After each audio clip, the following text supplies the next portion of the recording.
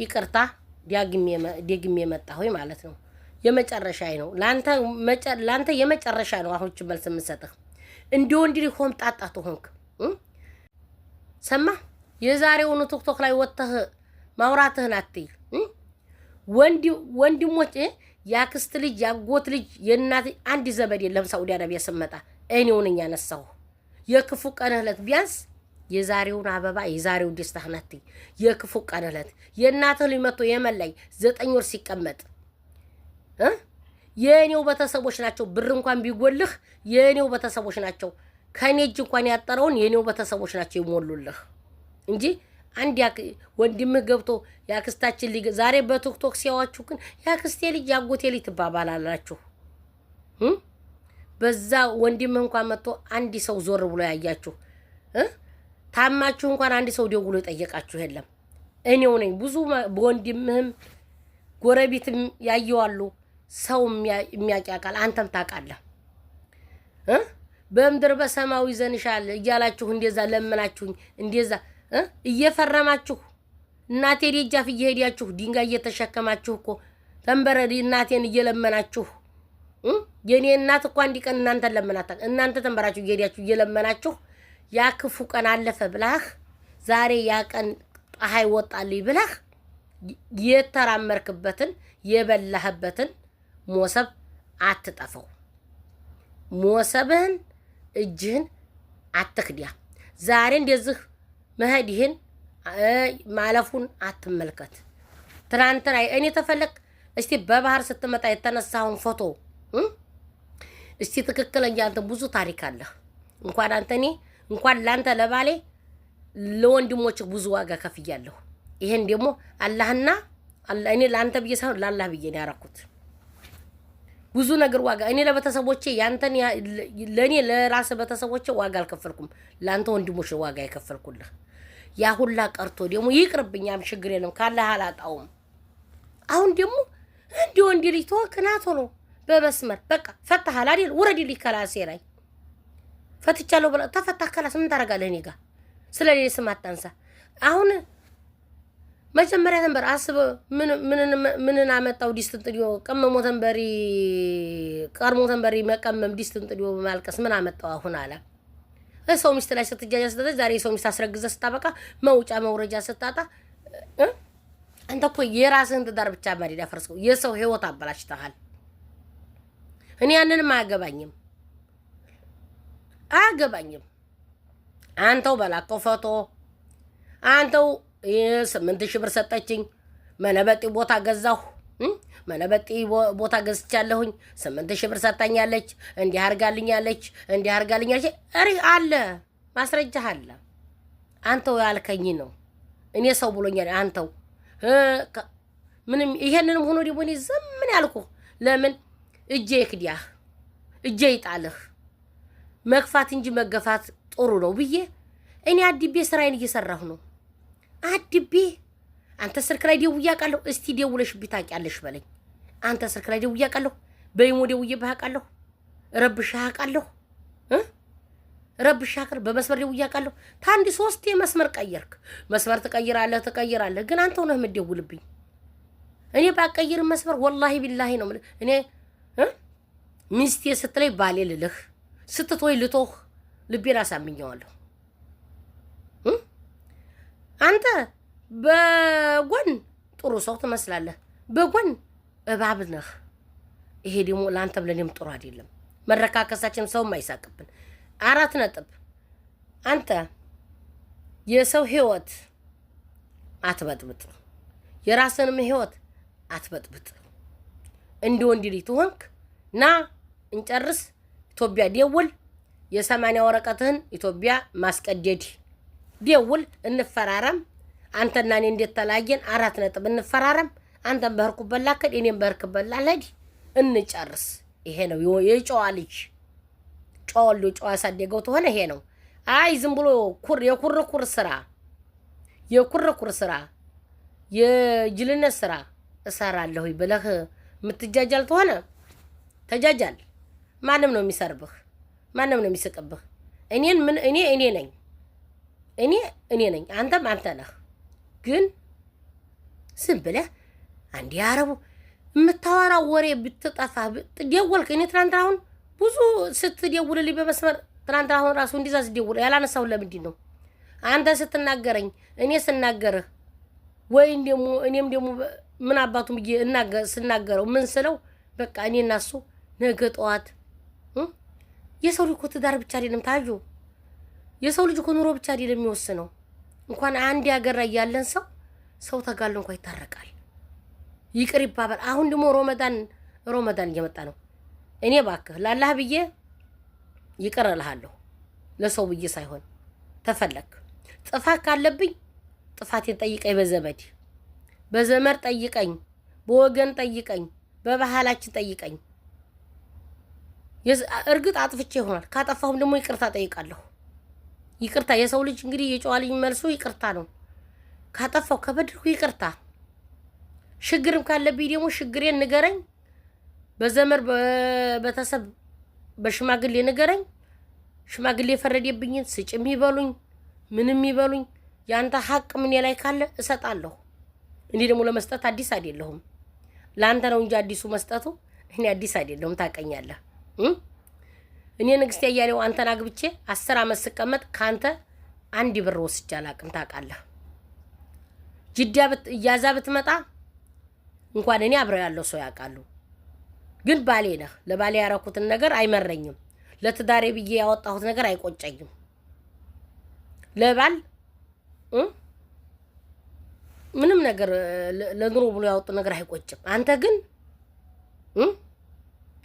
እርግጠኛ ነኝ ያው የ10 ብር ጨርቅ ገዝተህልኝ ቢሆን እርግጠኛ ነኝ እንጃ ትለቅ ተንበረ። እኔ ደግሞ ታቀኛለህ።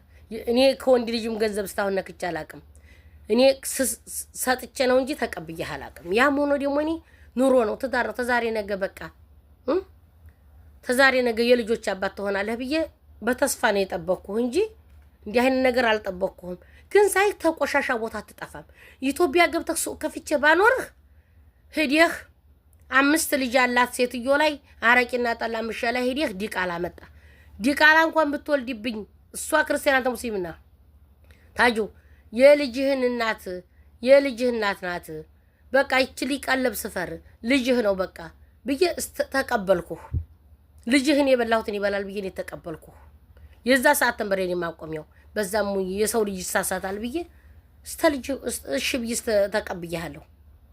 አሁን ብትመጣ አመጣው እዚህ ስድርስ እዚህ አንዴ የጅሩ ልጅ አግብቻለሁ ትላለህ፣ አንዴ የለሚ ልጅ አፍቅሬያለሁ ትላለህ፣ አንዴ ወራዋዩ ትላለህ፣ አንዴ የጅሩ ምንድን ያልከኝ ባለፈው የጅሩ ልጅ እናቲቱን ጀነጀንኳት እኔ ተለቅብሃለሁኝ ልጄን ብላ ልጄን ዳረችኝ ያልከኝ አለህ ማስረጃው አለ።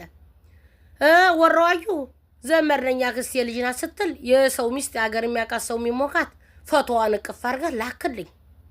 አሁን ደግሞ አርግዛለች እያላችሁ ነው። እንግዲህ መሸመተ እንዲያስረግዝካት አላቅም።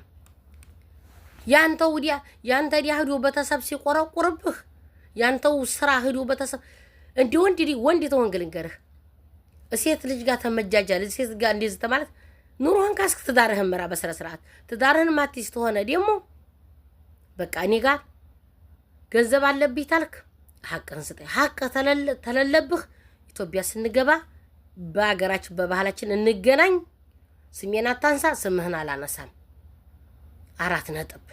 እኔ በአንተ ጭንቅላት በተበላሸ ጭንቅላትህ ስምህን የማመልስ ሰውዬ አንተ ቆይ ማን ብለህ ሰው አስነብቦ ወፍጮ ተወቅሮ ወፍጮ ተመክሮ ልባለ አንድ ነገር ማታ ሰውዬ አባባ አንተ ነህ ላይፍ ላይ ወጣ የምትናገረው ምን ነው የምታወራው? ቆይ እስቲ ምኑን የተበደልከው የለ ተበዳው እኔ ብዙ ነገር ያጣሁት እኔ እሱንም ደግሞ እኔ አይዞህ አይቆጨኝም። አልሐምዱሊላህ ገንዘብ ሰርች ያገኘዋለሁ። ይብላኝልህ አንተ የሚወድህን የምታፈቅርህን ሴትና ትዳርህን ነው ያጣኸው እንጂ አይዞህ አንተን የሚመስል ወንድን ያላጣም። በዛሬው ዕለት እስቲ የሚወርድባቸው በላ የተሸከሙት መከራ ቀላል ነው? ወላሂ ብዙ ሰሞኑ ያጋጥሙኛል። እህቶቿን አስተምራ ወንድሞቻቸውን አስተምረው ተምረው ወንዶቹ ደግሞ እዛ ስራ ይሰሩ ማገሩ ስራ መለጥ ጠፋ ሲባሉ ደግሞ ቪዛ ገዝተው 20,000 15,000 አምጥተው እዚህ መልሶ ይቃማው ይበለጋል። እሱን እያሰሩ የራሳቸውን ብለው ቤተሰብ ረርተው ስንቱም መከራ ችለዋል። እሺ ምን ይሁኑ እነዚህ እህቶች? በዛ ላይ ሲታመሙ የኛ ወገኖቻችን አስጠግተን ያኖርናቸው ካልተባበርናቸው ለቀላሏ ነገር እንኳን ስንት ሰሞኑን ይሄን ኢቃማ እንደው በሚያስተካክሉ ሰዎች ጉዳይ ላይ ገብቼ ስንት ነገር አይቻለሁ። ሸሙዬ ሪያድ ላይ 150 ሪያልና 200 ሪያል የሚሳበውን ፕሪንት እኮ ነው ምንም ማያቁም ተብሎ በፓስፖርት ቁጥር 1000 ሪያል ፕሪንት ይቀበሉላቸውና ኢቃማ በላጌ የተደረገ የሚነሳው ወይ ያልተሰራ ኢቃማ በስንት ነው? በ3500 ነው የሚሰራው። 6000 7000 ካላሰራሁልሽ ብለው የሚያስቡትን ፕሪንት መረጃውን የሚያስፈልገውን መረጃ ጉርድ አድርገው ፎቶግራፋን ብቻ ፕሪንት እንደሳቡ ስበው የሚልኩ ስንት ባለጌዎች አሉ። ስንት ዘልዛላዎች አሉ። ዶክመንታቸውን አንቀው ፓስፖርታቸውን አንቀውባቸው እንዳያሰሩ ስንት ነው የምናየው። አንዳንዶቹ 9000 8000 ሪያል የመንግስት ገራማ ከፈልንላችሁ ብለው ከተከፈለ በኋላ እስቲርጃ አድርገው መልሰው ስበውት ገንዘቡን ደረሰ መጀመሪያ ይልክላትና ስንቶች እህቶቻችን ከፈለግሽ ሂጂና ክሰሽ እየተባሉ የሚያለቅሱ ስንት አሉ። ይሄ ሁሉ ከሰዎች ህግ ብናመልጥ ከአላህ ህግ እናመልጣለን ወይ? ከአላህ ወዴት እንሄዳለን? ስንትና ስንት ጉር ተሸክመን ነው የምንኖረው። ምን ይሆኑ እስቲ እነዚህ እህቶች? እስኪ ማን ይድረስላቸው? ማን ይቆርቆርላቸው? እንጂ መተን አሁን እኛ እነሱን ብንሰድባቸው ጥፋቱ እኛው ጋር እኮ ነው እንዴ። አንዳንዶቹ አሁን ሄደው ተናደው ፓኪስታኒ ባንጋሊ የሆነ ቦታ ጋር ስናያቸው ቦግ እንላለን፣ እናደዳለን። እምንላቸው ምንድነው? እቺ ባለጌ እቺ እንዲካርጋ ሄዝ ከሄዳ ሌላ ወንድ ሄዳ ትሄድ ጥርግ ትበል። የሌላ ወንድ ቢያንስ ምንድነው አክብሮ ይዘናል እያሉ እየተናገሩ ነው እኮ። ምክንያቱም የኛ ወንድ ምንድነው አምጪ ልጋጥሽ የሰራሽው ላጥፋል። 1 ኪሎ ቡና እንኳን መግዛት አልቻለም። እንግዲህ ዙሮ አሁን እኮ ችግሩ እነሱም አይሰሙም። ችግሩ እኮ ይሄ እኮ ነው ችግሩ። ትትመከራቸው የቀናባቸው ሆነ የክፋት ተንኮል ነው የሚመስለው። አይሰሙም እኮ ተይ ለአላህ ብለሽ ኧረ ልጅ ለአላህ ብለሽ አይሆንም እየተባሉ እኮ ነው። አይሰሙም እኮ ችግሩ እኮ ይሄ ነው። መደማመጥ በነበረ መስማት በነበረ የወንድሟን የአባቷን ያጎቷን የራሷን የቤተሰቦቿን ሐሳብ ብታዳምጥ አብዛኞቹ ባልወደቁ ባልተጎዱ አገባህ ነው የሚሉት። ምን መለከተዋ ነው የሚሉት። ሲደርስባቸው ብቻ ነው የሚያውቁት። እላቸው ላይ ሲደርስ ብቻ እንዴ። እኔ አሁን አንድ ማቃት ልጅ አለች። ልጄ አላት አባቷ ወላሂ አይሆንም አላት ላግባ ብላ። በጣም ሩቅ አገር ሰው ነው።